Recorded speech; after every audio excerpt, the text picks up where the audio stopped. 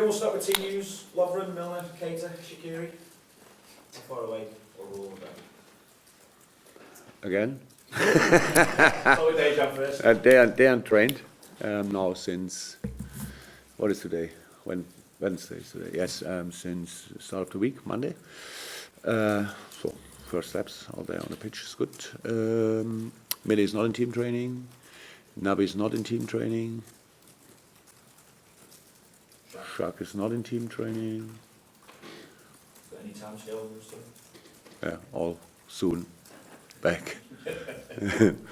Just on Shaqiri, how important is it to keep hold of him in this transfer window here of interest from Roma and Sevilla?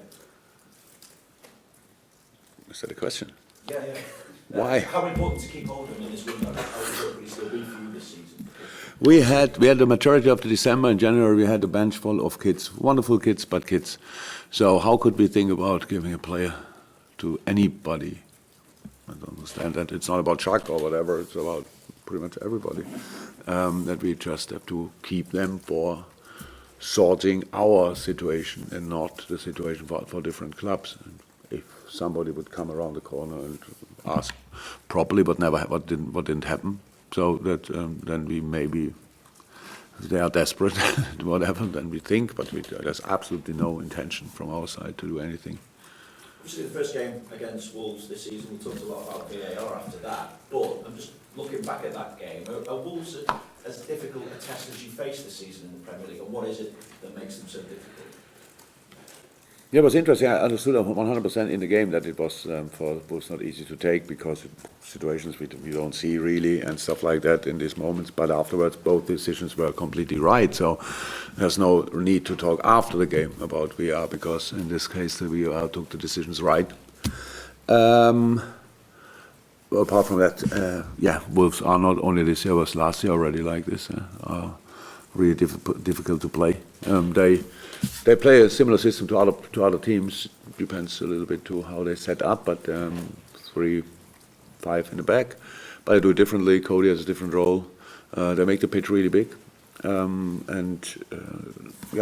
ask you for a lot of footwork. I would say you have to run a lot, and that's normal and good, and it's their way to play. But there are, of course, like for us, there are solutions for that, but not without working a lot. So you cannot play on a 50-60% basis against Wolves and have absolutely no chance. And that's a challenge for that game. Hello. Hi. Fabinho got a taste the other day. How close is he to starting, and how good to have him back?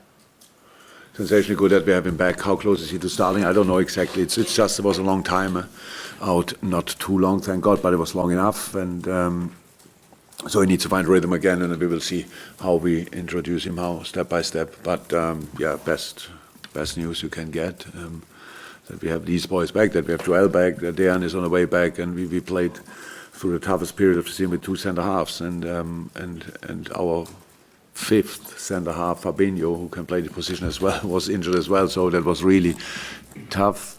We came through, thank God, and now we have to make sure that the boys are in the best possible shape before we use them again. But of course, we do that with training sessions. Fab is in more than a week, which is good. Was in a different squad situations. Maybe he would have trained last week before. Around the Man United game better than being involved in the game, but so he had a few minutes and that was good for him as well, and so getting closer and closer.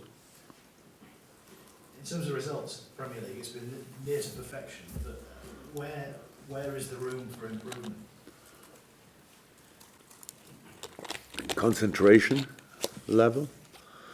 So the last 5 minutes of the first half maybe, and second half it was longer, 20 minutes. When United came up, the game should have been decided already. But and I get it 100%. I was a lot of times we're all human beings, and that's normal. We do a lot of things right, so in the right way. Dominate the game in a way which maybe it's not. You cannot really expect before the game. but do that, but you don't finish the situations off. So that keeps the game open. And then the quality in the Premier League is just too high that you can, I don't know, on a 90% concentration level, which drops from time to time, that you then are completely secure or safe. And so we came, not real trouble, but they had a few finishes and a big chance even in the second half. And that's the situation. So there's a lot of space for improvement. What can we do in situations like that? How can we help ourselves? How lively can we stay even without creating constantly, without preparing constantly, direction, stuff like that.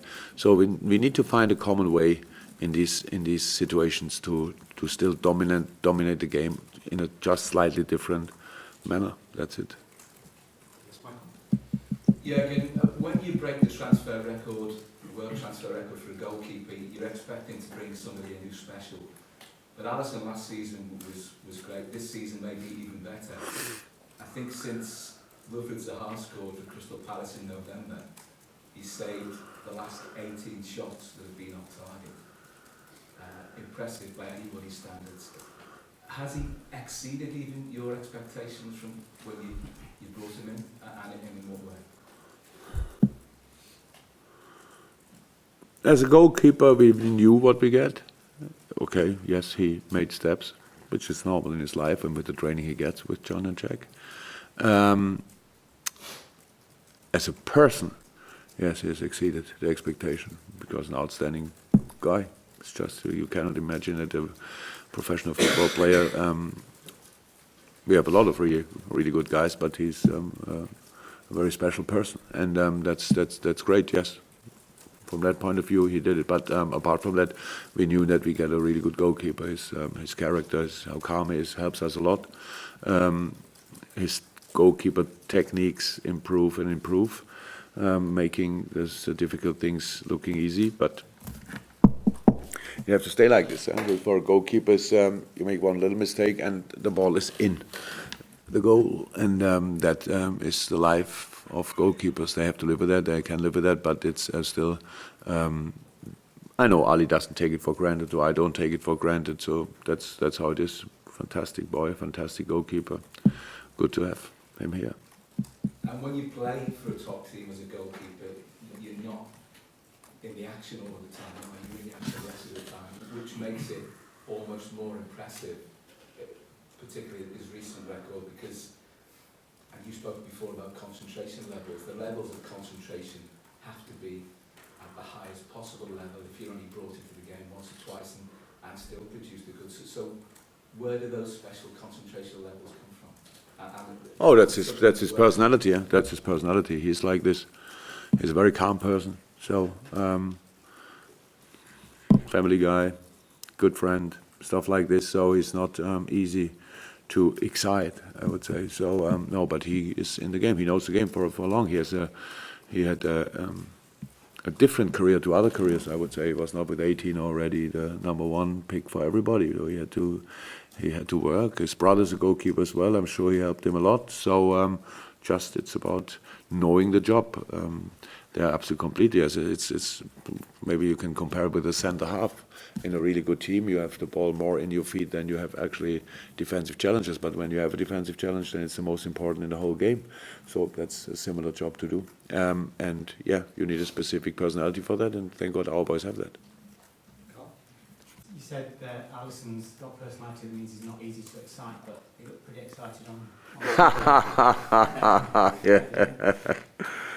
It was great. The best thing was that he was the first there. So that just showed it was so late in the game that all the others thought, okay, it's a bit tough to sprint there, but he had he had still the power. Yeah, it was a nice situation. I didn't see it in the game actually. I saw it later. So good.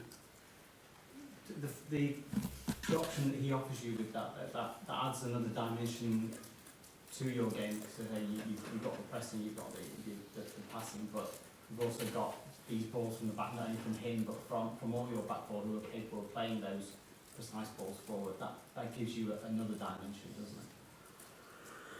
Yeah, direction. Prepare direction all the time. Yeah, of course. That's the part of the way we play. Clear. But with this specific situation with Ali now, Mo was actually at the 18-yard box around the corner, so he was probably the first one on the pitch who saw the guy will be offside, and then he was already on his bike because when Ali kicked the ball there, it was Mo was really in a perfect position. So yes, they know each other for longer than we know them because they played together at Rome. And from the first day since Mo is asking for these balls and Ali wants to play these balls, but you don't have a lot of time and opportunity to do so, especially with that outcome, because usually the opponent is in a different protective formation.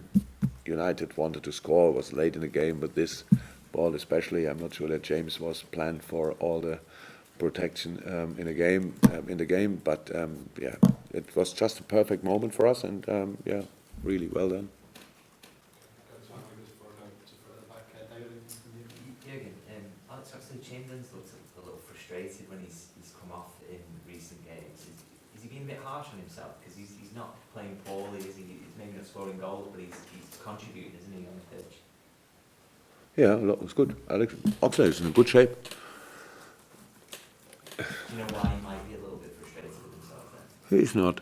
He just looks like this. I ask him. Yeah, it's all fine. So it's normal. The player wants to play 90 minutes. We have to learn from our own past. So Oxlade is an unbelievably important player for us. And in the moment, there's moments in the game when players get a bit tired. Then they show up again and stuff like this. But there are moments when and I try to read the players during the game and try to understand in which moment or situation they are, energy level wise and stuff like this, and they make a decision. And sometimes I hit the point and sometimes not. And maybe with Ox I was not last time a bit too early, but he got a knock on top of that. He got a knock, he was limping a little bit, and if a midfielder then is limping, you start looking more in detail, and if then in one or two defensive situations the midfielder is not there where he should be, then you think, okay, it has an impact. So, and then we have to make a decision. That's what we did. But maybe after the game then it didn't feel that bad anymore with the knock he got. But that's good, absolutely good. So it's all okay. We have good options to, most of the time we had really good options to make substitutions, and in this case as well. Adam came on and helped us in the last few games a lot. In this game, he had in the first situation maybe was not too lucky, and then we have to restart again. But incredibly important player for us. So we have good options. As long as we have good options, we will make changes. Richard, can I just finish off then? Just a couple of questions. Obviously, you've got a 16-point lead on hands. It's a very interesting situation. Is it 16? 16? No, 13. But it's still very interesting situation. And underlines many strengths of your team. I wondered the impact that single point you finished behind Manchester City last Premier League has had on the development of the mental strength of your squad, especially in this season. The 1 point less had absolutely no impact. Don't see that. Why should it? It's just as it was the situation last year. What we learned from last year, that we are a good football team, that we had when we thought we should use that in the new season as well. That's it. You don't have a lot of influence. You meet all the opponents. We meet City twice a year. So how we have to yes, the results were a draw at home and lost there. It's clear that we want to improve that, but all the rest has nothing to do with the opponents. It's all about using your football skills and your attitude, your character, team play, individual skills, all that stuff in all the Premier League games. That's what we have to do. But being 1 point down, that we were that angry and thought next year we will catch them. Nobody had an idea before the season if we can be even close to Man City or not, because they can make their next steps as well. So we thought about our next steps and try to do them, and that's how it is. We have nothing to do with the situation in the table last year.